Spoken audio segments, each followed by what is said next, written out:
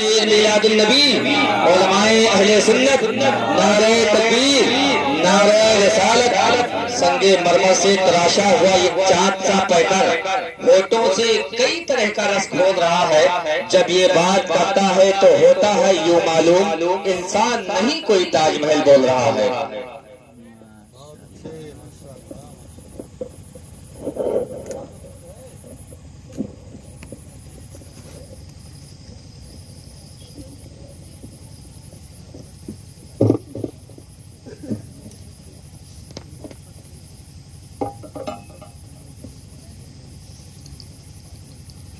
حاضرین محفل، السلام علیکم ورحمۃ اللہ وبرکاتہ۔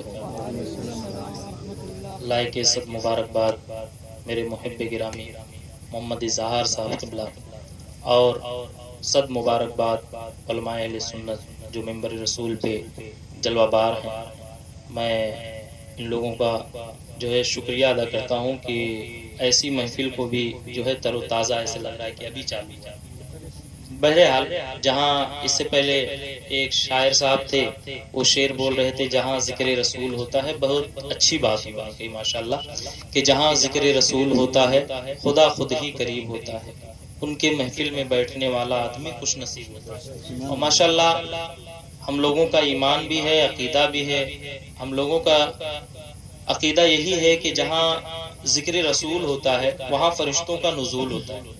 حدیث شریف بھی ہے کہ جہاں، بلکہ اس سے ایک ذہن میں میری بات آ رہی ہے کہ حضور سرور کائنات صلی اللہ تعالیٰ علیہ وسلم جب مسجد نبوی میں میلاد سنا کرتے تھے تو کبھی کبھی اکیلے ماحول ہوا کرتا تھا۔ تو جب اکیلے کا ماحول ہوتا تو چند صحابہ کرام آپ سے پوچھتے یا رسول اللہ اکیلے میں آپ کس کو سنا رہے ہیں؟ حضور سرور کائنات ارشاد فرماتے ہیں یہاں فرشتے بھی۔ تو اس چیز سے پتہ یہ چلتا ہے کہ جہاں ذکر رسول ہوتا ہے وہاں فرشتوں کا نزول بھی ہوتا ہے۔ تو پڑھیے ایک مرتبہ بابا سے بلند درود پاک، اللہم صلی علی سیدنا و شفیعنا حبیبنا مولانا محمد منبع العلم والحکم، صلاۃ و سلام علیک یا رسول اللہ صلی اللہ تعالی علیہ وسلم۔ الحمدللہ صدق اللہ العظیم وصدق رسولہ النبی الامین المتین الکریم ونحن علی ذلک لمن الشاہدین والشاکرین والحمد للہ رب العالمین وما ارسلناک الا رحمۃ للعالمین۔ جیسا کہ جس آیت کریمہ کے میں نے تلاوت کرنے کا شرف حاصل کیا، رب کائنات کلام اللہ میں ارشاد فرماتا ہے کہ میرا محبوب دونوں جہاں کے لیے رحمت ہے۔ بس کلام اللہ کی اس آیت کی تفسیر سنیے آپ کہ مجھ سے قبل میرے بڑے بھائی برادر کبیر نے بہت اچھی بات جو روح البیان کی کچھ تفسیر تھی، حضرت قرآن کی آیت سے کچھ تفاسیر بیان کر رہے تھے، ماشاءاللہ دل باغ باغ ہو گیا کہ بہت اچھی تفسیر حضرت پیش کر رہے تھے۔ اور میں آپ کو بتاؤں کہ جس کلام اللہ کی میں نے آیت کو تلاوت کرنے کا شرف حاصل کیا ہے، رب کائنات کلام اللہ میں ارشاد فرماتا ہے میرا محبوب دونوں جہاں کے لیے رحمت ہے۔ اب دونوں جہاں کے اندر جس چیز کا وجود ہے، میرا محبوب ہر اس چیز کے لیے رحمت ہے، میرا محبوب ہر اس چیز کے لیے سراپا رحمت ہے۔ بلکہ آپ کو میں بتاتا چلوں، مجھ سے قبل میرے برادر کبیر میرے عزیزم مولانا مستقیم صاحب قبلہ ابھی ایک کوئی واقعہ یا کوئی سبق آموز چیز، درس آموز چیز سنا رہے تھے جس میں کچھ والدین کی جو ہے حقوق کو بیان کر رہے تھے۔ آئیے میں بھی آپ کو ایک حدیث شریف جو ہے واضح طور پر میں آپ کے سامنے بیان کروں۔ میں اس سے قبل آپ کی ایک زندہ دلی دیکھنا چاہتا ہوں کہ آپ لوگ سننے کے موڈ میں یا نہیں سننے کے موڈ میں، کیونکہ رات تو ماشاءاللہ بہت ہے، جس حساب سے ایسا لگتا ہے کانفرنس ہے۔ بہرحال ایک مرتبہ بآواز بلند درود پاک اور ہاتھوں کو فضاؤں میں بلند کیجیے، بس تھوڑی دیر برداشت کیجیے۔ پڑھیے بآواز بلند درود پاک، اللہم صلی علی سیدنا و شفیعنا حبیبنا مولانا محمد منبع العلم والحکم، صلاۃ و سلام علیک یا رسول اللہ صلی اللہ تعالی علیہ وسلم۔ ایک جو ہے ایک اعرابی جو کہ حضور صلی اللہ تعالیٰ علیہ وسلم کے بارگاہ میں تشریف لے گیا، یہی ایام حج کے ایام تھے۔ حدیث شریف میں بیان کیا ہے کہ یہی حج کے ایام تھے جو اس کی ماں بالکل ضعیف العمر تھی، چلنے کی طاقت نہیں تھی اس کے اندر۔ اس اعرابی نے اپنے ماں کو اپنے پیٹھ پہ اٹھایا اور اٹھانے کے بعد میں مکہ مکرمہ کی سرزمین پہ پہنچتے ہیں، اور پہنچنے کے بعد وہ کیا دیکھتا ہے کہ اس کی ماں سخت بیمار ہو گئی۔ حضرت اس کی ماں سخت بیمار ہو گئی اور بہت تکلیفیں جو ہیں اس کے اندر لاحق ہو گئی. وہ چلنے سے قاصر ہے, بولنے سے قاصر ہے. اس چیز سے ابھی میں ایک آپ کو سبق دینا چاہتا ہوں کہ میرا محبوب ہر چیز کے لیے رحمت ہے. وہ ہر چیز دنیا کے اندر جو چیز دام وجود میں ہے, میرا محبوب ہر اس چیز کے لیے رحمت ہے. میرا محبوب ہر اس چیز کے لیے رحمت ہے, بلکہ صرف زندوں کے لیے نہیں ہے بلکہ مردوں کے بھی لیے میرا محبوب رحمت ہی رحمت ہے. جیسا کہ یہ چہلم کا پروگرام ہے, آپ کو میں بتاؤں کہ وہ اعرابی اپنے ماں کو لے کر مکہ مکرمہ میں پہنچتے ہیں, اور پہنچنے کے بعد میں اس کی ماں سخت بیماری میں لاحق ہوتی ہے, اور لاحق ہونے کے بعد میں یکایک تھوڑی دیر کے بعد اس کی ماں کی روح جو ہے وہ جو پرواز ہو جاتی ہے, اس کی ماں جو ہے اس دنیا گیتی سے کوچ کر جاتی ہے. جانے کے بعد میں اس اعرابی نے اپنی ماں کے سر پہ ہاتھ رکھا اور رکھنے کے بعد میں کہا, اے مولا میں تیری مبارک گھر کے اندر آیا تھا تاکہ میرا مولا تو مجھ سے راضی ہو جائے, تیرا محبوب مجھ سے راضی ہو جائے, لیکن حال یہاں الٹا ہے. اے مولا میں تیری مقدس گھر کے اندر اس لیے آیا تھا کہ مولا میرے گناہوں کے جو ہے اس جگہ سے, اس مقدس مقام سے جو ہے میرے گناہ بھی دھل جائیں اور میری ماں صحت و تندرست بھی ہو جائے. اور اس کا ماحول یہ تھا کہ وہ محمد عربی صلی اللہ تعالی علیہ وسلم پر درود و سلام کے نذرانے عقیدت پیش کیا کرتا تھا. جب خانہ کعبہ کا طواف کرتا تو جب دائیں قدم کو اٹھاتا تب رسول اللہ پر درود پاک پڑھتا تھا, جب بائیں قدم کو اٹھاتا تب رسول کائنات پر درود شریف پڑھا کرتا تھا. یہی ماحول اس کا چلتا رہا. یکایک جب اس کی ماں دنیا گیتی سے جب وہ کوچ کر چکی, اس کے آنکھوں سے آنسو آنے لگے. اس نے اپنے ہاتھوں کو فضاؤں میں بلند کیا اور کرنے کے بعد میں کہتا ہے, اے مولا یہ معاملہ الٹا ہو گیا. میں تجھ کو راضی کرنے کے لیے میں تیرے مقدس مقام پہ آیا تھا, یہاں ماحول الٹا ہو گیا. ابھی اس کے ہاتھ جو ہے ابھی نیچے نہیں آئے تھے کہ آسمان کی جانب سے ایک نور اترتا ہے اور اسی نور کے اندر سے ایک سفید پوشاک کے بزرگ تشریف لاتے ہیں, اور لانے کے بعد میں اس کی ماں کے جو ہے سر اقدس پہ ہاتھ رکھتے ہیں. اس کی ماں صحت و تندرست ہوتی ہے, اس کی ماں کے جسم کے اندر روح پھر سے آتی ہے اور اس کی ماں صحت و تندرست ہو کر کھڑے ہو جایا کرتی ہے. اور کھڑے ہونے کے بعد میں جب وہ شخص یہ ماحول دیکھتا ہے, وہ شخص جب یہ طریقہ دیکھتا ہے تو وہ جب نور جانے لگا اس دامن کو پکڑتا ہے, اس نور کے دامن کو پکڑتا ہے اور کہتا ہے, قسم ہے تجھے رب پروردگار کی, یہ بتا تم کون ہو. اندر سے آواز آتی ہے, انا محمد عربی. ارے میں اور کوئی نہیں بلکہ محمد عربی ہوں. آپ کو میں بتاؤں یہ کوئی اور نہیں بلکہ محمد عربی ہے. اور حضور صلی اللہ تعالی علیہ وسلم جب وہاں تشریف لاتے ہیں تو اس عربی نے کہا, آپ یہ بتائیے آپ یہاں کیسے؟ کہا, جب تم میرے اوپر درود و سلام کے نذرانے عقیدت پیش کرتے تھے رب کو یہ تیری جو ہے یہ تیرا جو طریقہ ہے رب کو بہت پسند آیا, اور اسی رب کے پسند آنے کی وجہ سے میں خود بذاتے تیری ماں کی شفاعت کے لیے تشریف لے آیا. اب اس چیز سے پتہ یہ چلتا ہے کہ میرا محبوب دونوں جہاں کے لیے رحمت ہے. اب قرآن کی اس آیت کو دیکھتے ہیں, قرآن کہتا ہے وما ارسلناک الا رحمت للعالمین, کہ میرا محبوب دونوں جہاں کے لیے رحمت ہے, یعنی چرند و پرند کے بھی لیے رحمت ہے, مردہ اور زندہ کے لیے بھی رحمت ہے. بلکہ اور آگے چلیے, آج 28 تاریخ جو پیر و مرشد حضور سیدی حضور تاج الشریعہ علیہ رحمہ کا عرص پاک بھی ہے. آپ کو میں بتاؤں کہ حضور تاج الشریعہ علیہ رحمہ و رضوان کو لوگ عشق کا ایمان جانتے ہیں. ماشاءاللہ میرا ایمان عقیدہ ہے, میں انہیں عشق کا ایمان جانتا ہوں. کیونکہ جس کا گھرانہ حضور صلی اللہ تعالی علیہ وسلم کے تمام طور و طریقے پہ اپنی زندگی کو بسر کر رہا ہے, الحمدللہ میں اسے عشق کا ایمان جانتا ہوں. آپ کو میں بتاؤں ایک چیز میں آپ کو سبق دے کے جاتا ہوں کہ حضور صلی اللہ تعالی علیہ وسلم کے جن لوگوں نے طور و طریقے پہ عمل کیا وہ کسی نہ کسی منصب پہ فائز ہوتا ہوا نظر آیا, کسی نہ کسی منصب پہ اپنے وقت کا ایک مجدد, ایک محقق, ایک محدث اور ایک مدرس بنتا ہوا چمکتا ہوا نظر آتا ہے. میں آپ کو بتاؤں یہ علماء کرام کا ہجوم ہے. علماء جانتے ہوں گے کہ ماحول آج ایسا ہے کہ جو کوئی حضور صلی اللہ تعالی علیہ وسلم کے شان اقدس میں اپنے قلم کو اٹھاتا ہے تو کسی نہ کسی منصب پہ فائز ہوتا ہے. جیسے کہ حضور شیخ سعدی نے اپنے قلم کو اٹھایا تو عشق میں لکھتے ہیں بلغ العلا بکمالہ کشف الدجی بجمالہ حسنت جمیع خصالہ آقا صلو علیہ وآلہ.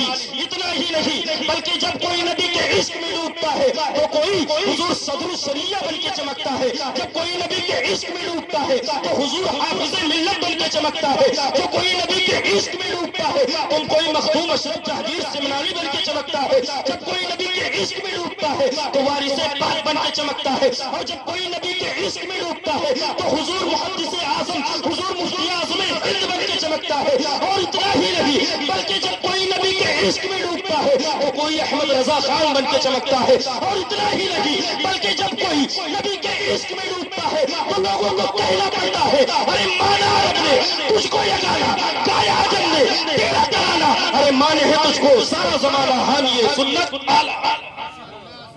اتنا ہی نہیں بلکہ جب کوئی نبی کے عشق میں ڈوبتا ہے تو آج ایک زندہ جاگتا مثال حضور تاج الشریعہ کی شکل میں جو آج اور آپ اپنی ماتھوں کی نگاہوں سے آج کچھ لوگ بغض رکھنے والے وہ لوگ یہ کہتے ہیں کہ حضور تاج الشریعہ کے معاذ اللہ استغفر اللہ بہت کفری کلمات ہیں. میں عوام کے سامنے اس چیز کو نہیں رکھتا ہوں بلکہ لوگوں کا نظریہ یہ ہے کہ حضور تاج الشریعہ کی کوئی کرامت ہے. حضور تاج الشریعہ کوئی کرامت دکھا کے چلے گئے معاذ اللہ استغفر اللہ. آج وہاں جو ہجوم ہے ہجوم اس سے بڑی کرامت اور ہجوم ہے جو اس سے بڑی کرامت اور کیا ہو سکتی ہے. اور آگے بڑھیے وہی بریلی کی سرزمین ہے جسے دنیا حضور مفتی اعظم ہند کے نام سے جانتی ہے.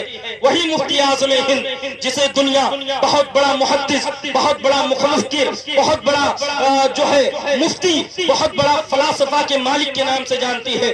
وہی جو حضور سرکار اعلیٰ حضرت جب بریلی کی سرزمین پہ چلتے تو چھوٹے حضرت اور بڑے حضرت کے نام سے جانے جاتے تھے. الحمدللہ میں اسی بریلی کی سرزمین کا پروردہ 9 سالہ پروردہ ہوں ماشاءاللہ. منظر اسلام کا میں جانتا ہوں. علماء بزرگ فرماتے ہیں کہ جب حضور مفتی اعظم ہند علیہ رحمہ بریلی کی سرزمین سے گلیوں سے گزرتے تو ایک غیر مسلم رہا کرتا تھا. یہ ان کی کرامت ہے. ایک غیر مسلم رہا کرتا تھا اور وہ غیر مسلم کا معاملہ یہ تھا کہ وہ اپنے پیروں سے معذور تھا. اور جب پیروں سے معذور تھا تو اس کے اندر یہ عشق ہوتا کہ میں حضور مفتی اعظم ہند کی آمد پہ کھڑے ہو جائے. حضور مفتی اعظم ہند اسے دیکھتے پھر آپ اپنے مدرسے کی طرف تشریف لے جاتے. پھر جب واپس آتے تب پھر اس کے اندر یہ چاہت پیدا ہوتی کہ حضور مفتی اعظم ہند تشریف لا رہے میں کھڑے ہو جاؤں. پھر وہ کھڑے ہونے کی کوشش کرتا لیکن کھڑے ہونے سے قاصر رہتا. اب آپ کو میں بتاؤں یہ دیکھیے عشق کے امام کا پاور ہے. جو جس کے عشق کے امام کا جب یہ پاور ہے تو رسول کائنات کا کیا پاور ہے آپ کو میں بتا رہا ہوں. ابھی آپ سمجھیں گے کہ میں کیا بتانا چاہ رہا ہوں. حضور مفتی اعظم ہند آتے پھر وہ چاہتا کہ میں کھڑے ہو جاؤں. حضور مفتی اعظم ہند اس چیز کو 3 دن لگاتار نوٹس کرتے ہیں. کرنے کے بعد میں اس سے جاتے ہیں پوچھتے ہیں کہ تیرے اندر کچھ الجھن لگتی ہے تیرے اندر کچھ حرکات میں دیکھتا ہوں. کہا کیا معاملہ ہے؟ کہا حضور جب آپ جاتے ہیں تو میں آپ کے نورانی چہرے کو دیکھتا ہوں تو میرا دل چاہتا ہے کہ میں کھڑے ہو جاؤں لیکن پیر سے معذور ہوں. حضور مفتی اعظم ہند کہتے ہیں میں واپس آؤں گا تو تجھے کھڑا پاؤں گا. یہ حضور مفتی اعظم ہند کی کرامت ہے. یہ حضور مفتی اعظم ہند کی کرامت ہے. اب جب حضور مفتی اعظم ہند مدرسے سے واپس آتے ہیں تو وہ شخص اپنے پیروں پہ کھڑا ہوا دکھتا ہے. اور جب پیروں پہ کھڑا ہوا دکھتا ہے تو حضور مفتی اعظم ہند کہتے ہیں یہ بتا تو کھڑا کیسے ہوا؟ کہا میرے اندر کوئی ایسا عشق آیا جسے مجھے کھڑا ہونے پہ مجبور کر دیا. کہا وہ کیسا عشق؟ کہا آپ کا عشق. ارے کہا جسے میرا عشق کھڑا کر دے رسول اللہ کا جسے میرا عشق کھڑا کر دے.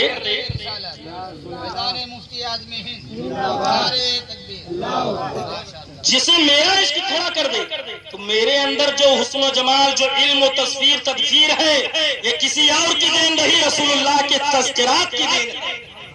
اور آگے بڑھیے وہی حضور مفتی اعظم ہند جب دنیا گیتی سے جانے لگے تو حضور مفتی اعظم ہند کی چلتے چلتے ایک کرامت کا ظہور ہوا.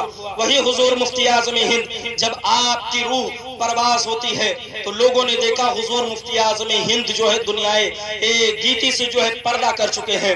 لوگوں نے دیکھا کہ حضور مفتی اعظم ہند وہ بریلی کی سرزمین پہ رہنے والا ایک عظیم جو ہے اپنے آپ میں محقق بھی ہے, مدرس بھی ہے, محدث بھی ہے, وہ دنیا گیتی سے چلا گیا. حضور مفتی اعظم ہند جاتے جاتے ایک درس دے کے عوام کو جا رہے ہیں. وہ درس کیا دیکھتے جا رہے ہیں؟ لیکن آج کچھ لوگ چار پیر کے کناس یہ ہیں کہ رسول اللہ معاذ اللہ استغفر اللہ مر کر مٹی میں مل گئے. لیکن میں آپ کو بتاؤں, اب میں ایک عاشق کا شعر پڑھ رہا ہوں. ایک عاشق کا شعر یہ ہے کہ جب ان کے گدا بھر دیتے ہیں شاہان زمانہ کی جھولی, جب ان کے گدا بھر دیتے ہیں شاہان زمانہ کی جھولی. ارے محتاج کا جب یہ عالم ہے تو مختار کا عالم کیا ہوگا؟ اب میں آپ کو بتاؤں, حضور مفتی اعظم ہند ہے, بریلی کی سرزمین ہے, آپ دنیا گیتی سے جو پردہ کر چکے ہیں. آپ کو لوگوں نے دیکھا کہ آپ کو چار پائی کے اوپر لٹایا, چار پائی کے اوپر لٹایا گیا. لٹانے کے بعد میں آپ نے دیکھا, لوگوں نے دیکھا کہ ایک تیز ترار آندھی چلتی ہے اور آندھی جانے کے بعد میں حضور مفتی اعظم ہند کا تہبند جو ہے وہ سطر عورت سے اوپر آنے لگا. حضور مفتی اعظم ہند نے جب آپ کا سطر کھلنے لگا تو حضور مفتی اعظم ہند کی آنکھیں کھلتی ہیں اور آنکھیں کھلنے کے بعد میں آپ نے اپنے سطر عورت کو ڈھانک لیا. لوگوں نے اس کرامت کو دیکھا تو باہر جو چوار میں لوگ بسے تھے حضور مفتی اعظم ہند کو اس کرامت کو دیکھ کر فوراً کلمہ پڑھتے ہیں اور مشرف اسلام ہوتے ہیں. آپ کو میں بتاؤں, جب ایک عاشق کے عاشقوں کا یہ عالم ہے تو حضور سرور کائنات کا کیا عالم ہوگا؟ جب کسی عاشق کا شعر ہے, جب ان کے گدا بھر دیتے ہیں شاہان زمانہ کی جھولی. ارے محتاج کا جب یہ عالم ہے تو مختار کا عالم. یہ ہے حضور مفتی اعظم ہند. اور آگے بڑھیے, حضور مفتی اعظم ہند آپ کی آنکھیں کھلی, لوگوں نے آپ کو دیکھا اور دیکھنے کے بعد میں آپ دوبارہ جو ہے آپ کے اندر روح آئی. آپ نے اپنے سطر کو ڈھاکا. اس چیز سے آپ نے ایک سبق عوام کو دیا کہ کسی بھی حالت کے اندر سطر عورت کو آپ نے کھلنے نہ دیا تاکہ عوام انگلی نہ. آج کا جاہل کچھ قسم کے کم پڑھے لکھے لوگ ہیں جو اپنے آپ کو مفتی کہلواتے ہیں, جو اپنے آپ کو محقق کہلواتے ہیں, جو اپنے آپ کو بہت بڑا فلسفہ کے مالک کہلواتے ہیں. اور انہی میں سے کچھ لوگ جو ہے اپنے آپ کو اپنے نام کے آگے ایک ٹائٹل رکھنے کو بڑا فخر محسوس کرتے ہیں. ارے ٹائٹل رکھنے کا اتنا شوق ہے تو جس منصب پہ, جس مقصد پہ, جس پلیٹ فارم پہ ہمارے اسلاف چل رہے ہیں اسی پلیٹ فارم پہ آپ کو بھی چلنا ہوگا. یہ ماحول نہیں ہونا چاہیے کہ ہمارے دو چار پیروکار ہو جائیں, ہماری ٹوپی الگ ہو, مریدوں کی ٹوپی الگ ہو, بلکہ وہ مقام پیدا کیجئے جب عوام آپ کو دیکھے تو کہے الحمدللہ یہ عشق کا امام, عشق کے امام کو ماننے والا جا رہا ہے, اور عشق کے امام کے ماننے والے کے ساتھ الحمدللہ محمد کا امتی.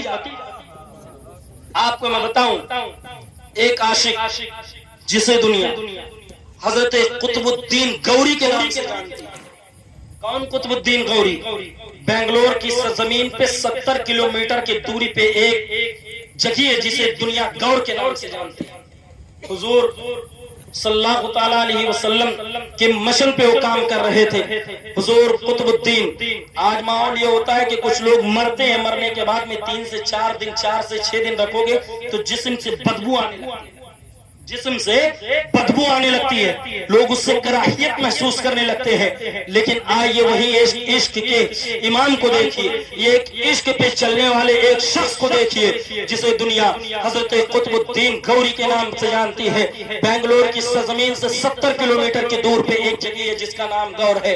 وہاں پنڈتوں کا ماحول تھا, وہاں غیر مسلموں کا ماحول تھا, اور حضور صلی اللہ تعالیٰ علیہ وسلم کے مشن پہ کام کر رہے تھے حضور قطب الدین گوری. آپ دلی کی سرزمین پہ تھے اور حضور نظام الدین اولیاء کے نسب نامے سے آپ تھے. حضور قطب الدین گوری جب دلی کی سرزمین پہ آپ اپنے ولایت کے منصب پہ فائز ہوئے تو آپ نے اپنے مریدوں سے کہا, اے لوگوں سنو, جب میں دنیا سے کوچ کرنے لگوں, جب میرا وفات ہو جائے تو آپ میری لاش کو لے کر چلنا, میری لاش کو لے کر چلنا اور وہاں تک چلنا. جب میری لاش جہاں پہ رکھ دی جائے دوبارہ نہ اٹھے تو آپ میری مزار کو وہیں بنا. اب میں آپ کو بتاؤں ایک نگاہ ولی میں وہ تاثیر دیکھی، بدلتی ہزاروں کی تقدیر دیکھی۔ اب آئیے میں آپ کو بتاؤں، نگاہ ولایت دیکھ رہی ہے، نگاہ ولایت یہ دیکھ رہی ہے کہ کب کس کو کہاں محمد کے امتی ہی کو بنانا ہے، کب کہاں کسے محمد کے مقاصد پہ چلنے والا بنانا ہے۔ یہ نگاہ ولایت دیکھ رہی ہے، یہ نگاہ ولایت دیکھ رہی ہے۔ اب حضرت قطب الدین گوری ہے، آپ کے انتقال کا وقت قریب آیا، آپ نے پردہ کیا، کرنے کے بعد میں مریدین نے آپ کے نصیحت کے مطابق، آپ کے وصیت کے مطابق آپ کے لاش مبارکہ کو اٹھاتے ہیں، اور اٹھانے کے بعد میں لے کر چلتے ہیں، چلتے چلتے چلتے چلتے دلی کی سرزمین سے کچھ دور جاتے ہیں۔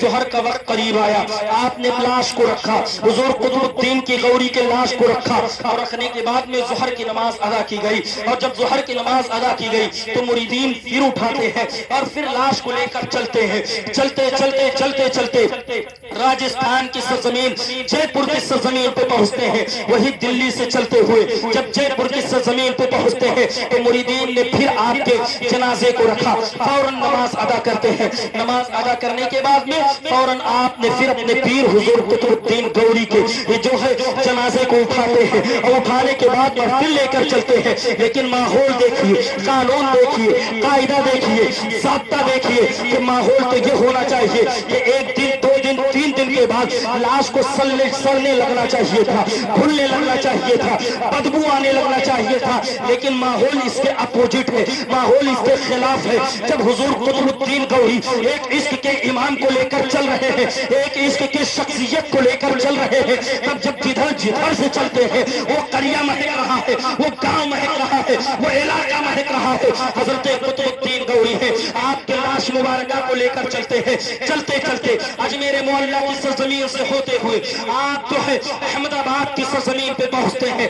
اب ماحول یہ ہوا کہ ایک مہینے کا وقت بیت گیا، لیکن حضور قطب الدین گوری کے لاش مبارکہ سے بدبو نہیں بلکہ خوشبو آ رہی ہے، اور جتنے لوگ اس خوشبو میں چل رہے ہیں تمام لوگ فیضیاب ہوتے نظر آ رہے ہیں، تمام لوگ مشرفہ اسلام ہوتے نظر آ رہے ہیں۔ اب چلتے چلتے 3 مہینے تک آپ کی لاش مبارکہ کو لے کر چلتے رہے، چلتے چلتے بنگلور کی سرزمین پہ پہنچتے ہیں۔ ایک جگہ ہے جسے گور کے نام سے جانا جاتا ہے، حضرت قطب الدین گوری کے نماز جائے وہاں جو ہے لاش مبارکہ کو رکھی دی جاتی ہے۔ وہاں کیا دیکھتے ہیں کہ یہاں پانی کا بھی معاملہ ہے، یہاں وضو کا بھی فیسلٹی ہے، یہاں نماز کی بھی فیسلٹی ہے، جگہ بھی ہے، تمام چیزیں ہیں، لیکن اب یہاں نماز ادا کیا جائے وہاں کچھ پنڈتوں کا ماحول تھا، کچھ مریدین وہاں آتے ہیں اور جانے کے بعد میں کہتے ہیں اے پنڈت جی سنیے، کہا کیا ماحول ہے؟ کہا یہ ہمارے پیر کا جنازہ ہے۔ کہا کیوں لائے ہو؟ کہا یہاں آپ کا بسیرا نہیں ہے، یہاں آپ کو رہنا نہیں ہے، یہاں آپ کی ضرورت نہیں ہے۔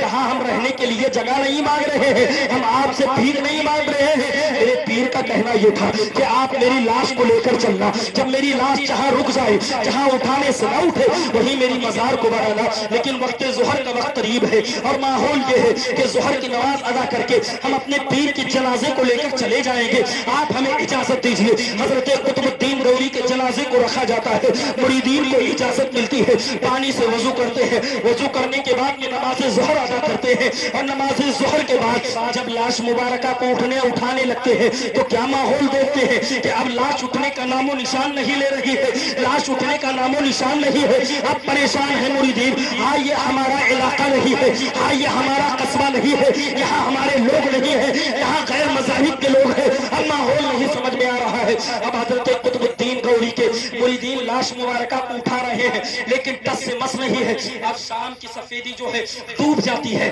شام کی سورج جو ہے بالکل قدار پہ ہے، سرخ ہو گیا ہے۔ لوگ کہتے ہیں پنڈت حضرات یہاں سے اپنے پیر کا جنازہ لے کے جاؤ ورنہ ہمارے سر قلب ہو جائیں گے۔ یہاں ایک رانی رہتی ہے جو اس مندر کے اندر پوجا کرنے آتی ہے، لیکن میں آپ کو بتا دوں اس لاش کو فوراً لے کے جاؤ، وہاں ہماری گردنیں مار دی جائیں گی۔ لیکن خدا کی قسم ہے نگاہ ولایت میں وہ دیکھ ہی یہ ہے، نگاہ ولایت وہ دیکھ رہی ہے جو دہلی کی سرزمین سے بنگلور کی سرزمین کے اندر اسلام کی حقانیت کو بلند کرنے کو دیکھ رہی ہے۔ اسی لیے شاعر کہتا ہے نگاہ ولی نے وہ تاثیر دیکھی، بدلتی ہزاروں کی تقدیر دیکھی۔ اب حضرت قطب الدین کے جنازے کو اٹھایا جا رہا ہے، اٹھنے کا نام نہیں ہے۔ اب جو ہے مغرب کا وقت آیا، مریدین نے نماز کو ادا کیا اور کرنے کے بعد میں نماز ادا کرتے ہیں، نماز کے بعد میں پھر مریدین کوشش کرتے ہیں لیکن جنازہ نہیں اٹھ رہا ہے۔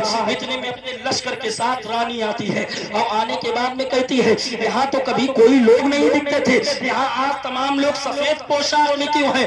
آپ نے وہ رانی آ کے اس پنڈت جی سے پوچھتی ہے، اے پنڈت جی یہ بتائیے یہ کس کا بسیرا کیا ہے؟ میں نے آپ کو منع کیا تھا یہاں مسلمانوں کو پانی نہ دیا جائے، یہاں مسلمانوں کو ٹھہرنے کی جگہ نہ دی جائے۔ کہا رانی صاحبہ گستاخی معاف ہو، یہ لوگ اپنی مرید کے اپنے پیر کی لاش کو لے کر جا رہے تھے اور ان کا قول یہ ہے کہ جہاں میرے پیر کا جنازہ رکھ جائے گا اور اٹھانے سے نہ اٹھے گا وہیں ان کی مزار کو بنایا جائے گا۔ لیکن ماحول کیا ہوا صاف صاف بتائیے۔ اس رانی نے جب اتنا کہا، کہا رانی صاحبہ جان کی بخشش ہو، کہا ماحول کیا ہے، کہا معاملہ کیا ہے؟ کہا معاملہ یہ ہے کہ حضور قطب الدین غوری کے جنازے مبارکہ کو رکھ دیا گیا اور رکھنے کے بعد میں اب اٹھنے کا نام نہیں لے رہی ہے۔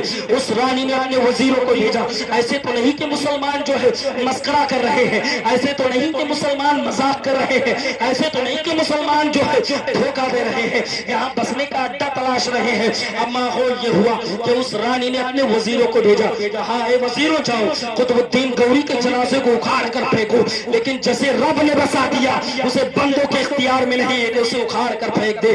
اب حضرت قطب الدین ہے، بختیار حضرت قطب الدین غوری ہے، اب آپ کے لاش مبارکہ کو کچھ وزیر اٹھاتے ہیں لیکن لاش ٹس سے مس نہیں ہے، لاش اٹھنے میں نہیں ہے، لاش اٹھنے میں نہیں ہے بلکہ ہل بھی نہیں رہی ہے۔ اب وہ رانی کے پاس آتے ہیں اور کہتے ہیں اے رانی صاحبہ ہم نے ان کے جنازے کو تو اٹھایا لیکن یہ اٹھنے میں نہیں ہے۔ اس رانی نے اپنے وقت کے 700 ہاتھیوں کو جو بلایا اور بلانے کے بعد ان کے پیروں میں زنجیر کے کڑے پہنائے اور پہنانے کے بعد میں کہا اس لاش کو کھینچ کر یہیں دور کر دو، لیکن جسے خدا نے بسا دیا ہو اسے بندوں کے اختیار میں نہیں ہے کہ اسے اٹھا دے۔ اب ماحول یہ ہے حضرت قطب الدین ہے، اب ان کے لاش کو اٹھانے میں لوگ پریشان ہیں لیکن اٹھنے کا نام نہیں ہے۔ اب حضرت قطب الدین بقیادہ حضرت قطب الدین غوری کے جو ہے لاش مبارکہ پہ چین کے کڑے پہنائے جاتے ہیں، 700 ہاتھیوں کو لگایا جاتا ہے اور 700 ہاتھیوں کو لگانے کے بعد میں کھینچتے ہیں، کھینچنے کے بعد میں لاش ٹس سے بس نہیں ہوتی ہے۔ لوگوں نے کہا، اس رانی نے کہا ذرا یہ تو دکھاؤ، اس کا چہرہ دکھاؤ، کتنے دن مرے ہو گیا؟ 4 مہینے یا اس سے زائد ہو گیا، اس کے جو ہے پردے کو ہٹاؤ۔ جب اس رانی نے اس ڈول کو ہٹایا، اس جو ہے لاش مبارکہ کو کھولا تو جو آپ کے چہرے کو دیکھ رہی ہے تو ایسا لگتا تھا کوئی ابھی شخص سویا ہوا ہے، جو پلکوں سے پھول جھڑ رہے ہیں، خوشبو سے سفیدی نمودار ہو رہی ہے۔ اس رانی نے کہا یہ کوئی اور نہیں بلکہ کوئی اللہ کا نیک بندہ لگتا ہے، اب مجھے کلمہ پڑھاؤ اور مشرف اسلام بنا دو اور مجھے یہاں اسی قطب الدین غوری کے یہاں مزار کو بناؤ تاکہ دنیا اس سے سبق لیتے رہے۔ تب میں آپ کو بتاؤں یہ عشق کے عاشقوں کے عاشقوں کے عاشقوں کے ایک عام آدمی کا یہ عالم ہے تو محبوب کائنات کا کیا عالم ہوگا، سرور کائنات کا عالم کیا ہوگا۔ تب کسی عاشق کا شعر ہے جب ان کے مداح بھر دیتے ہیں شاہانہ زمانہ کی جھولی، اے محتاج کا جب یہ عالم ہے تو مختار کا عالم۔ ماشاءاللہ سبحان اللہ سبحان اللہ۔ یہ ہے حضور قطب الدین غوری جو ولایت کے منصب پہ فائز ہے۔ آپ بآواز بلند درود پاک پڑھیے، اللہم صلی علی سیدنا و شفیعنا حبیبنا صلاۃ و سلام علیک یا رسول اللہ صلی اللہ تعالی علیہ وسلم۔ سننے کے موڑ میں ہاں بالکل، آخری بات بتاؤں یا آگے بڑھائیں؟ بڑھاؤ آگے بڑھائیں۔ آپ زندہ دلی کا ثبوت دیجئے، کوئی بیچ میں سے نعرہ لگائے۔ اتنا بڑا مجمع ہے ماشاءاللہ، کوئی نعرہ لگنے سے جو ہے وہاں شرک کی کھیتیاں ہل جاتی تھی۔ الحمدللہ ہم لوگ تو مسلمان ہیں، جب کوئی کام انداز سے کرتے تو نعرے تکبیر کی صدائیں بلند کر کے کرتے۔ ماشاءاللہ کتنے اچھے مسلمان ہیں، کتنے اچھے مسلمان ہیں۔ لوگ گہے الفت میں قدم رکھتے ہیں، لوگ آسا سمجھتے ہیں مسلمان، لوگ گہے الفت میں حضرت قدم رکھتے ہیں، لوگ آسا سمجھتے ہیں مسلمان ہونا۔ اپنے آپ کو جو ہے مسلمان کہنے سے پہلے وہ جذبہ لائیے جو امام حسن و حسین کربل کی وادی میں لائے تھے، جہاں 72,000 کا لشکر 72 پہ بھاری تھا۔ اللہ اکبر یا رسول اللہ زندہ باد، اللہ اکبر یا رسول اللہ۔ ماشاءاللہ چلیے کوئی اٹھا تو صحیح، ایسا اپنے اندر ماحول بنائیے کہ ہم لوگ مسلمان ہیں ماشاءاللہ. اپنے آپ کو بڑا فخر محسوس میں کرتا ہوں کہ ہم مسلمان ہیں. رب نے اپنے فیض سے، اپنے کرم سے، اپنے فیض و برکات سے ہمیں مسلمان بنایا، اور مسلمان کے ساتھ ساتھ ہمیں ایمان والا بنایا، اور ایمان والے کے ساتھ ساتھ ہمیں امت محمدیہ کے قوم میں پیدا کیا. یہ رب کی بہت بڑی شان ہے، نعمت ہے کہ ہم اور آپ کو.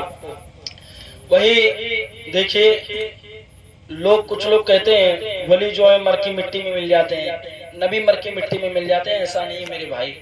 حضور غریب نواز کے ایک مرید ہیں جسے دنیا حضرت شمس الدین کے نام سے جانتی ہے. کس کے نام سے جانتی ہے؟ شمس الدین کے نام سے جانتی ہے. کون شمس الدین جانتے ہیں؟ وہی شمس الدین. جب آپ اجمیر شریف جائیں تو اجمیر شریف کے اندر جو شاہی مسجد ہے، اسی مسجد کے اندر ایک قبرستان ہے. اسی قبرستان کے اندر ایک حضور غریب نواز کے خادم مدفن ہے جسے دنیا حضرت شمس الدین کے نام سے جانتی ہے. علماء اور بزرگ اور کچھ تواریخ کی کتابوں میں آتا ہے کہ حضرت شمس الدین جو ہیں یہ حضور غریب نواز کے کپڑے کو دھلا وغیرہ کرتے تھے. آپ کے مرید تھے، کچھ خاص مرید تھے. آپ حضور غریب نواز کے پروردہ تھے. آپ حضور غریب نواز کے پروردہ تھے، اور پروردہ ہونے کے بعد میں حضور غریب نواز کے جو ہے طور و طریقے پہ عمل کرتے تھے، اور حضور غریب نواز نے اپنے قرب میں رکھ کے آپ کو ولی بنا دیا. یعنی یہ سبحان اللہ یار، سبحان اللہ. آپ کو اپنے قرب میں رکھ کے ایک ولی بنا دیا، اور کہا اے شمس الدین، آپ دہلی کی سرزمین پہ جاؤ اور اسلام کی حقانیت کو بلند کرو. میری نگاہیں دیکھ رہی ہیں کہ وہاں لوگ اللہ اور اس کے رسول کے اوپر انگلیاں اٹھا رہے ہیں. حضرت شمس الدین کو اتنا کہہ کے حضور غریب نواز نے دہلی بھیجا، اور جب دلی کی سرزمین پہ بھیجا تو حضور شمس الدین کا ماحول یہ تھا کہ آپ چلتے چلتے کہا حضور جب میرے وفات کا وقت قریب آئے تو آپ اپنے قدموں میں مجھے بلا لینا. کس میں بلا لینا؟ قدموں میں بلا لینا. اس وقت یہ کیا کہتے ہیں، اس وقت جو ہے اسلامی حکومت کے ساتھ ساتھ کچھ انگریزوں کا بھی ماحول یہاں تھا انڈیا کے اندر. ٹھیک، کچھ انگریزوں کا بھی ماحول تھا. اور اجمیر شریف کی سب سے بڑی چیز میں آپ کو بتا دوں، شاید بات آپ نے اس سے پہلے سنا نہیں ہو، یا میرے بزرگ میرے برادری خبیر نے آپ کو بتایا ہو، پھر بھی آپ مجھ سے سنیے. اجمیر شریف کتنے لوگ گئے؟ ہاتھ اٹھا کے بتائیے کتنے لوگ گئے. اچھا، جس جگہ سے آپ داخل ہوتے ہیں جس کو صدر گیٹ کہا جاتا ہے، یہ ہمیشہ کھلا کیوں رہتا ہے آپ جانتے ہیں؟ آپ جانتے ہیں میرے بھائی، علماء تو جانتے ہوں گے ماشاءاللہ، تاریخ پڑھتے ہیں حضرت. ٹھیک، آپ جانتے ہیں کبھی بند ہوتا ہوا دیکھا؟ آپ گارڈز وغیرہ وہاں کھڑے ہوتے ہیں، گارڈز رکے ہوتے ہیں، لیکن دروازہ کبھی بند ہوتے ہوئے دیکھا؟ بند ہوتے ہوئے نہیں دیکھا. آپ نے کبھی سوچا بند کیوں نہیں ہوتا ہے؟ جب حضور غریب نواز کا آستانہ بند، سب کچھ بند، تو بند ہونا چاہیے. بند کیوں نہیں ہے؟ یہ آج سے 800 سال یا اس سے زائد آپ جب جائیں گے تو یہ گیٹ بند ہوگا. حضرت یہ ایک تاریخ میں آپ کو دے رہا ہوں تاکہ آپ بھی سوچئے کہ ولی نبی کے طور و طریقے پہ عمل کر طور و طریقے میں رہ کر اپنے آپ کو عشق کے اندر ڈھال کر تب ایک اللہ کا ولی بنتا ہے. وہی شمس الدین جب حضور غریب نواز نے دہلی کی سرزمین پہ بھیجا کہ جاؤ دلی کی سرزمین پہ جاؤ، وہاں اسلام کی حقانیت کو بلند کرو، وہاں اسلام کی شعاعوں کو بلند کرو. چلتے چلتے حضرت شمس الدین کی آنکھوں میں آنسو، اور کہا حضور جب میرے وفات کا وقت قریب آئے تو آپ مجھے یہاں بلا لینا. اب اس وقت انگریزوں کا حکومت تھا اور گیٹ بند ہو جایا کرتا تھا. کچھ دن کے بعد میں، کچھ سال کے بعد حضرت شمس الدین نے جو ہے دہلی کی سرزمین پہ اسلام کے پرچم کو بلند کیا، اور جب پرچم کو بلند کیا تو آپ نے اپنے مریدوں سے کہا اے میرے محبین، جب میرے وفات کا وقت قریب آئے، جب میں دنیا سے چلا جاؤں، تب آپ میری لاش کو دلی کی سرزمین سے لے کر اجمیر معلیٰ کی سرزمین پر میرے پیر حضور غریب نواز کے قدموں میں دفن کرنا. ایک تاریخ دے رہا ہوں، تاریخ دے رہا ہوں میں. کہ حضور غریب نواز کے قدموں میں دفن کرنا، ایمان تازہ ہو جائے گا قسم خدا کی.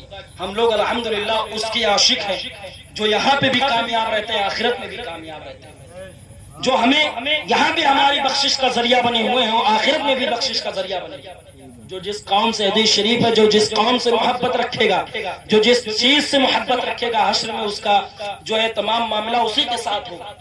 اب حضور شمس الدین دلی کی سرزمین پہ جب وفات کا وقت قریب آیا تو آپ نے اپنے مریدوں سے کہا کہ جب میرے وفات کا وقت قریب آئے تو میری لاش کو لے کر اجمیر جانا، اور اجمیر میں جانے کے بعد میں میرے پیر حضور غریب نواز کے قدموں میں دفن کرنا. اب آپ کا انتقال ہوا، انا للہ و انا الیہ راجعون، اور جب آپ کا انتقال ہوا تو آپ کی وصیت کے مطابق آپ کی لاش مبارکہ کو دلی سے لے کر اجمیر چلے. ابھی اجمیر کے اندر گیٹ بند ہونے کا ماحول ہے، گیٹ بند ہونے کا ماحول ہے. 800 سال پہلے، اب 800 سال اب دیکھیے، فیوچر دیکھیے، پارٹس دیکھیے، اب آپ کو پتا چلے گا. اب ماحول یہ ہے کہ حضور شمس الدین کی لاش مبارکہ کو لے کر جب اجمیر پہنچے تو اس وقت عشاء کے بعد گیٹ بند ہو جایا کرتا تھا، فجر کے بعد گیٹ کھلتا اور عشاء کے بعد گیٹ بند ہو جایا کرتا تھا. کوئی عاشق خاموش نہیں رہے گا.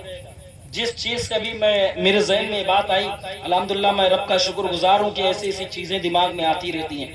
ٹھیک، اپنے اندر وہ عشق پیدا کیجئے جو حضور سرکار اعلی حضرت کے اندر تھی. اپنے اندر وہ عشق پیدا کیجئے تو حضور غریب نواز کے اندر تھی. اپنے اندر وہ عشق پیدا کیجئے جو حضور شمس الدین کے اندر تھی.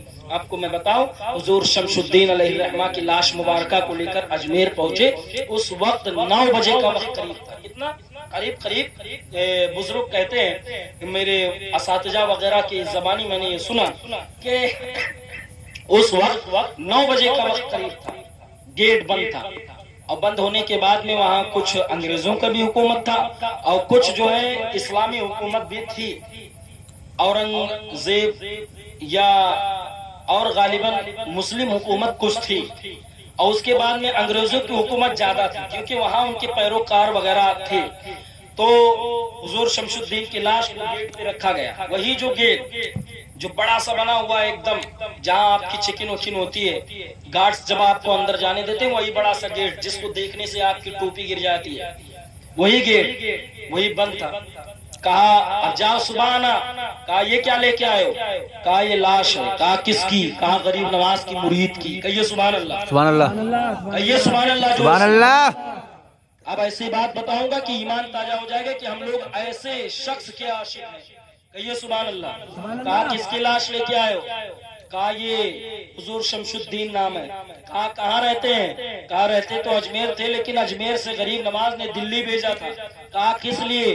کہا اسلام پھیلانے کے لیے. تو کہا آپ یہاں کیوں لائے ہو؟ کہا ان کی وصیت تھی کہ اب جو ہے ان کی وصیت یہ تھی کہ مجھے میرے پیر کے قدموں میں دفن کرنا. کہا اچھا، ان کی وصیت تو ٹھیک ہے، دور کی بات ہے، لیکن یہ غریب نواز کا آستانہ ہے، یہ غریب نواز کا در ہے. یہاں زندہ جاتے ہیں، مردہ نہیں جاتے ہیں. لوگوں نے ماتھوں کی نگاہوں سے دیکھا کہ جب اتنا انگریزوں نے کہا تو حضرت شمس الدین جو ہے اپنی آنکھوں کو کھولتے ہیں اور فوراً کھڑے ہوتے ہیں اور کہتے ہیں یہ لے میں زندہ ہو گیا، اب مجھے میرے پیر کے قرب نہیں جانا. سبحان اللہ، سبحان اللہ. کہا میں زندہ ہو گیا، اب مجھے پیر کے قرب میں جانے دیں. اب حضرت شمس الدین اٹھتے ہیں، سبحان اللہ، حضرت شمس الدین اٹھتے ہیں. انگریزوں کی روح تھلا گئی، گیٹ کو کھولا گیا اور اسی وقت بینڈ لگایا گیا. آج تک کسی عاشق کے لیے اب یہ گیٹ بند ہی نہیں، آج تک یہ کسی اور کی دین نہیں، ایک عاشق غریب نواز کی دین ہے کہ جو آج تک کبھی اجمیر معلیٰ کا گیٹ بند نہیں ہوتا ہے.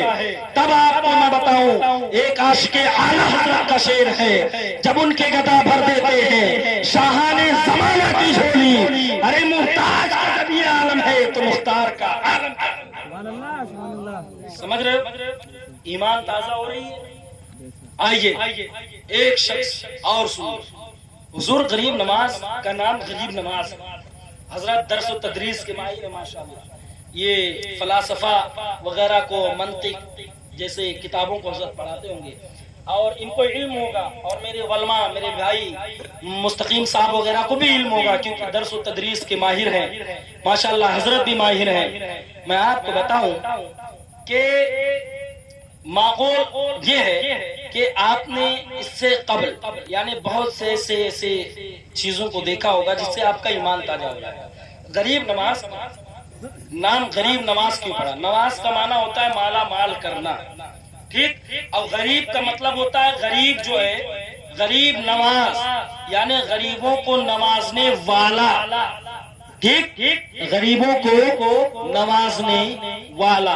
ابھی قاری صاحب نعت پڑھ رہے تھے، ماشاءاللہ میں بہت جو ہے متاثر ہوا ان کی آواز سے، ماشاءاللہ بہت اچھی نعت پڑھ رہے تھے، تضمین کے ساتھ میں حضور سرکار اعلیٰ حضرت کا کلام پڑھ رہے تھے۔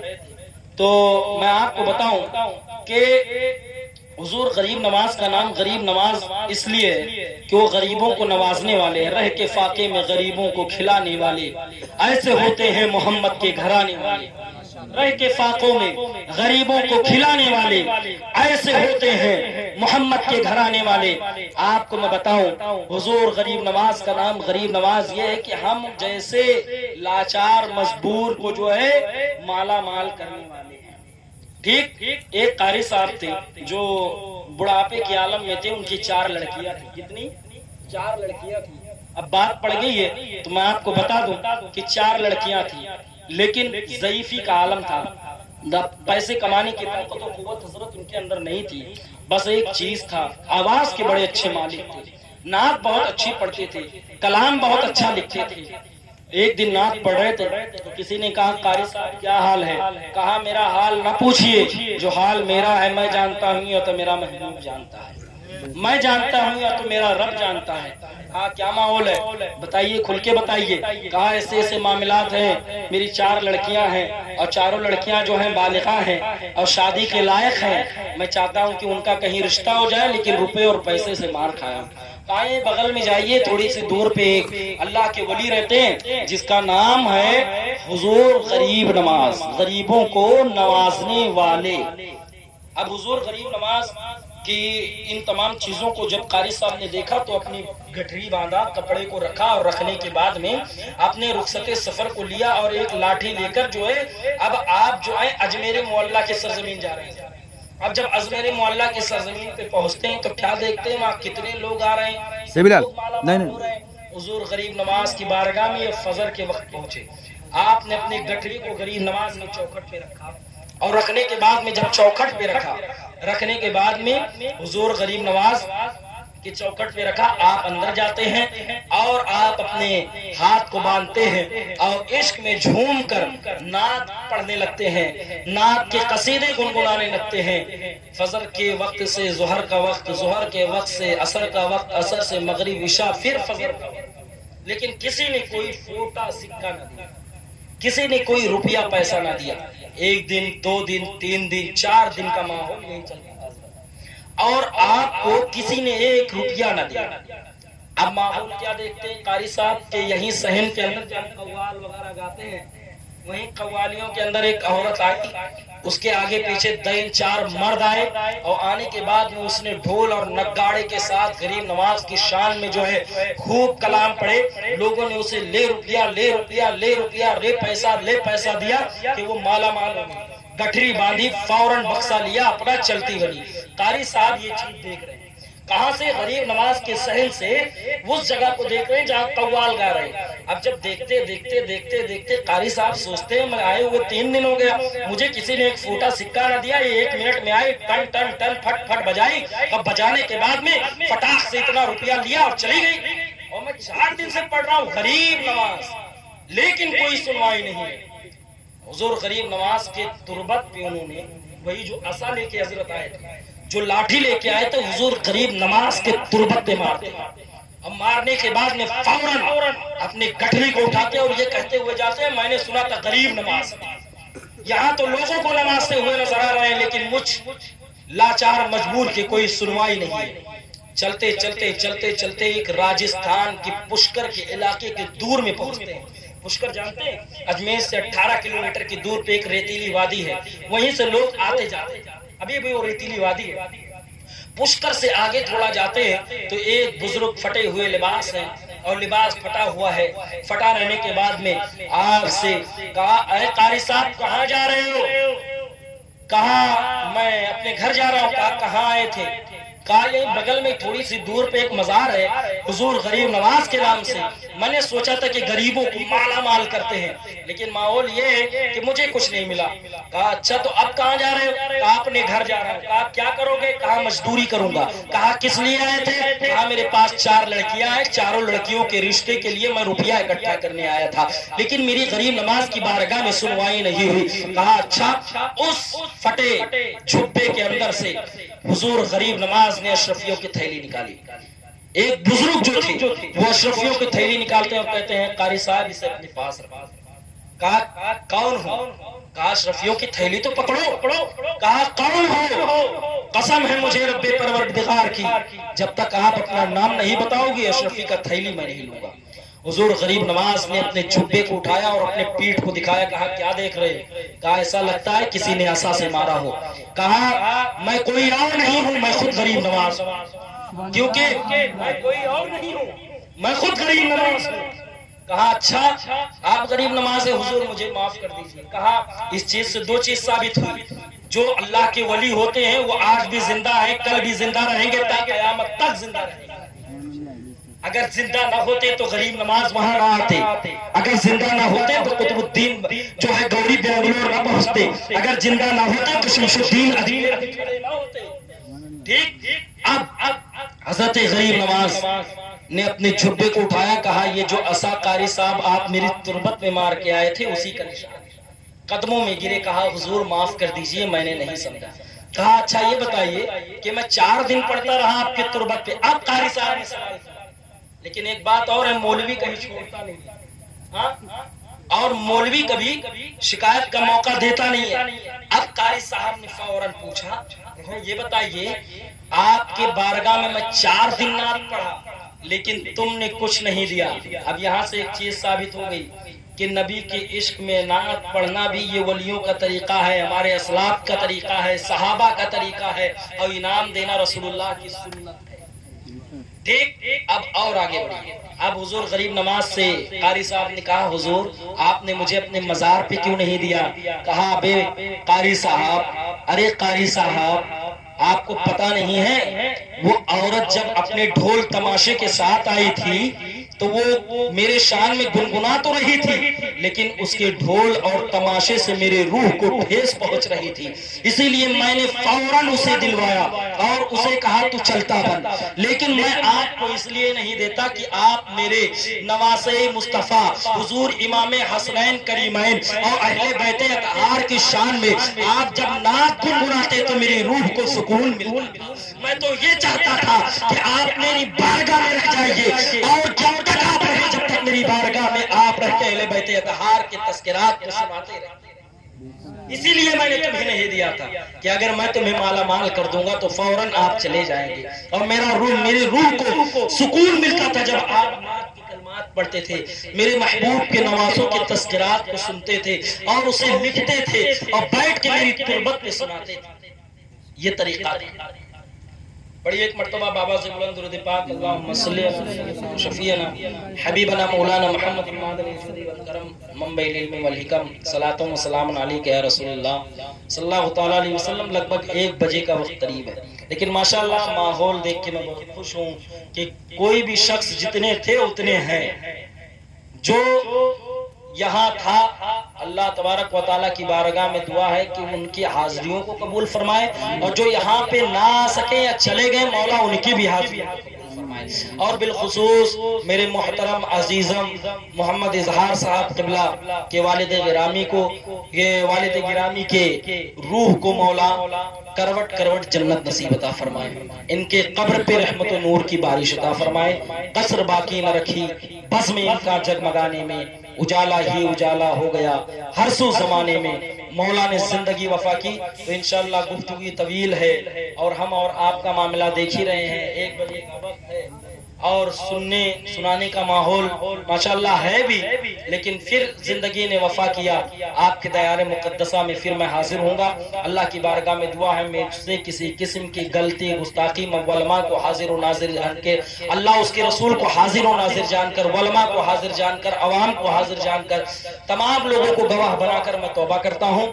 استغفر اللہ تعالی ربی من کل ذنب واتوب الیہ، لا الہ الا اللہ محمد رسول اللہ صلی اللہ تعالی علیہ وسلم، لا الہ الا اللہ محمد رسول اللہ صلی اللہ تعالی علیہ وسلم۔ مولا کی بارگاہ میں دعا ہے مولا ہم تمام لوگوں کی حاضریوں کو قبول فرمائے اور تمام لوگوں کی آرزو و تمناؤں کو مولا پورا فرمائے۔ وما علینا الا البلاغ۔ السلام علیکم ورحمۃ اللہ وبرکاتہ۔